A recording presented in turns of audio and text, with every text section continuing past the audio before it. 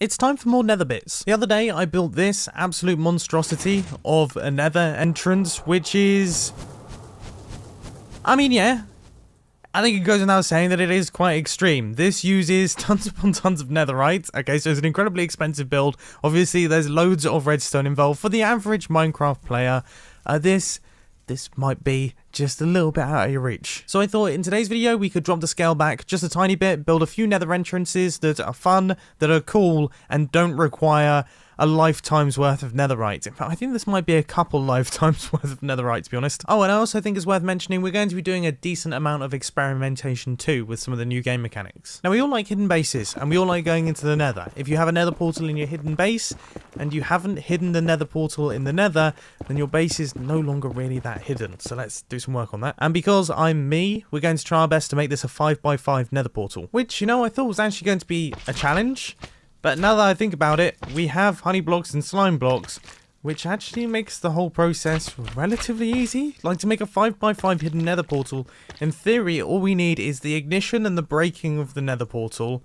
And then we just need a handful of double piston extenders running into these honey blocks and slime block systems. This could be plain sailing. Right, let's see what exactly happens here. Okay, that is good. That is fantastic. That is exactly what I wanted. And that is exactly what I wanted, and this is using some very, very 2012, maybe even 2011 mechanics. I mean, these have been around for as long as pistons have been around. Now, obviously, one thing that we can't do with the double piston extenders is cover up these dispensers down at the bottom here, which are going to be breaking and making our portal. So instead, we've got a bunch of pistons down at the bottom, which I think I'm just going to activate using observers to make this thing as compact as it possibly can be. I'm about 50-50 as to whether or not this little idea is actually going to lead to a functioning system.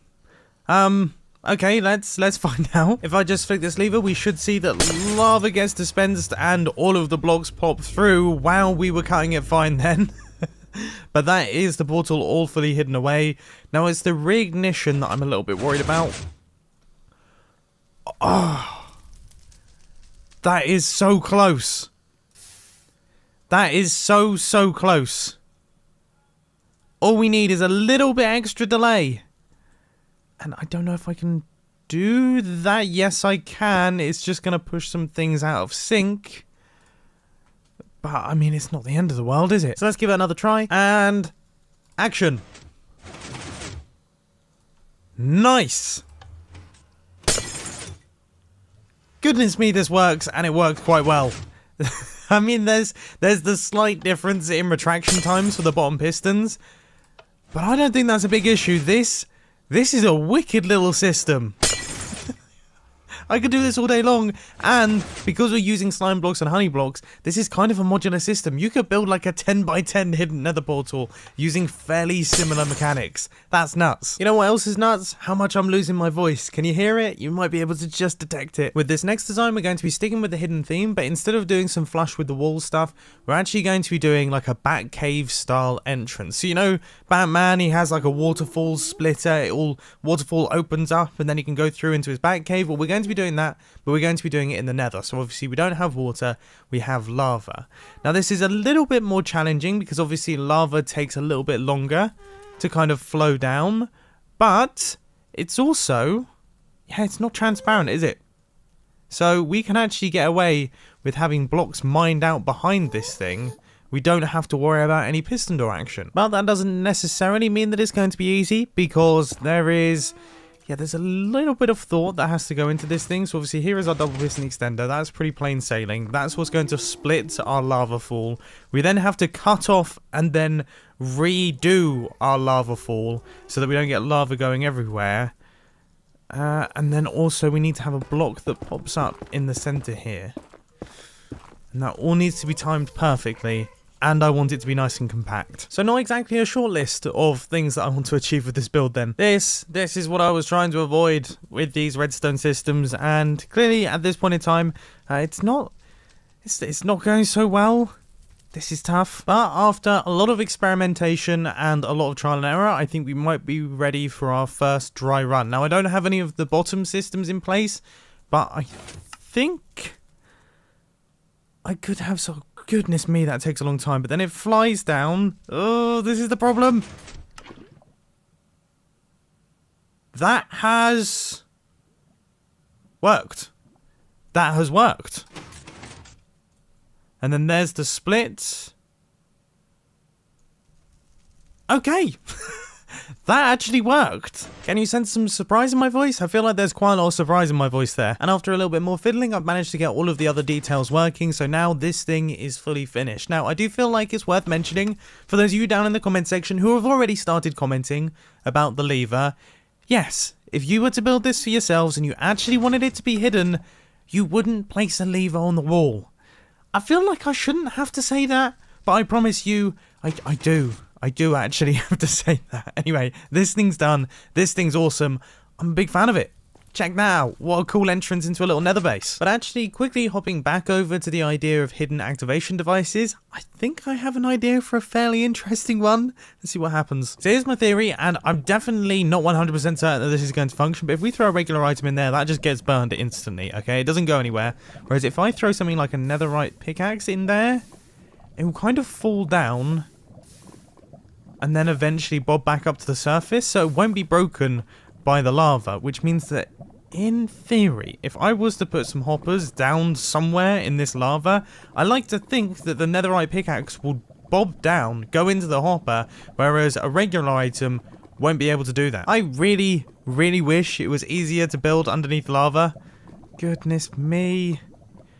Please, with the nether update, could we please get a way to be able to see in lava, because this is nearly impossible to do. Oh my goodness. After getting myself rather perplexed on a number of occasions there, we finally managed to construct just this. This is all I needed to do. And redstone wise is really, really simple. Just have a comparator running out into a T flip-flop. I just want to see if the concept actually functions. So whereabouts are our hoppers? So our hoppers are all the way down there. Somewhere. They're here somewhere. I think this. Yep, these are some hoppers. So if I then throw a regular item down here. Okay, nothing. Nothing, that's good. If I then throw a netherite item down here. Yes! That actually works! Regular item. Nothing. Netherite item. Activation. Woohoo! Okay, strange hidden entrances that risk really expensive gear, but I guess they don't. I guess they don't risk the gear because this stuff doesn't actually burn in lava. Amazing. What definitely wasn't amazing there was my woohoo. Alright, as I say, losing my voice definitely shouldn't be attempting that sort of thing. I've just come up with an idea for a build that I wasn't actually planning on doing today. It's pretty simple, a little bit like what that netherite tool entrance was. But I think it could be actually quite good in terms of hidden entrances for nether bases. Because I genuinely believe with all of the changes to the nether, which you really can't see right now, I've chosen the worst spot. But with all the crazy changes and added biomes to the nether, I think nether bases are going to become a lot more popular. So here is my idea for the system. If I just throw an item down here, we should get fire resistance, and then I can travel up through this lava pillar. Now, I do not know how long my fire resistance is going to last. Hopefully it lasts long enough for me to actually get up here. Alright, up we go, up we go. And here we are. We have arrived in my absolutely amazing and totally glorious base. And I still have 2 minutes left to go on my fire resistance potion, so that's more than enough. If you're wondering how this thing works, all I've got is a hopper underneath the soul sand which picks up the item. There's no item sorter, so you can throw anything onto there. And then we have a comparator running out from the hoppers, which runs up into this dispenser, which fires out the fire resistance potion. It is literally like a 10-second redstone job, and it could lead to a fairly interesting entrance to your base. Yep, I said entrance then. Maybe it's a word. I don't know. Look it up. Apparently it's an archaic way of saying entrance. So turns out I was just being really old school. Now it is time to really push the definition of entrance by not building an entrance at all. I came up with this ridiculous idea earlier that I haven't been able to get out of my head. And I want to give it a go. Okay. I want to see if I can pull it off. I don't know if I can pull it off. I don't even know if the idea is possible. Let's see what happens. In the latest snapshot, Mojang fixed the bug that would cause rails to break if they had height changes like this. So clearly this is now fixed up, which means that we could potentially be able to do something quite interesting here. And I just want to clearly state, I'm not 100% certain if I can make this work or not. The idea behind this build is that it is a bridge that assembles and disassembles itself as you ride it. Okay, so these flying machines will fly downwards in sequence. You'll ride your minecart along, and just as this flying machine reaches here and those blocks are in place, you'll ride across. They will then drop further down, but then you will have moved on to the next flying machine, which will be here, and you'll basically ride along a wave of minecarts, and then hopefully make it onto this area over here. I mean, just saying it seems impossible. You never know unless you try it out, do you? Except sadly we have fallen at the first hurdle. In that, yeah, looks as if we got some breakage. Man. Okay, let's see if we can do something slightly different. And sadly, my second concept totally didn't end up working either. Not the best. Well, this was an experiment. Some of the ideas worked out, some of the ideas didn't work out. That's kind of the goal of experimentation. That's just what happens. However, if you do want to try and create some form of piston bridge type thing which builds and then deconstructs as you're riding it, please do. I really want to see that happening. I'm sure there's a way to do it. I don't have the brains for it. Anyway, I hope you enjoyed, and I'll catch you in the next video. See ya. Oh, and if you're interested, you know, there is like a filming channel link on the screen right now. It's talking about some geeky cinematography stuff. If you're interested in filming or making videos or anything of the sort, or if you just want to see me talk, Kubo's in it too, then you can click the link. It's on the screen right now. Bye.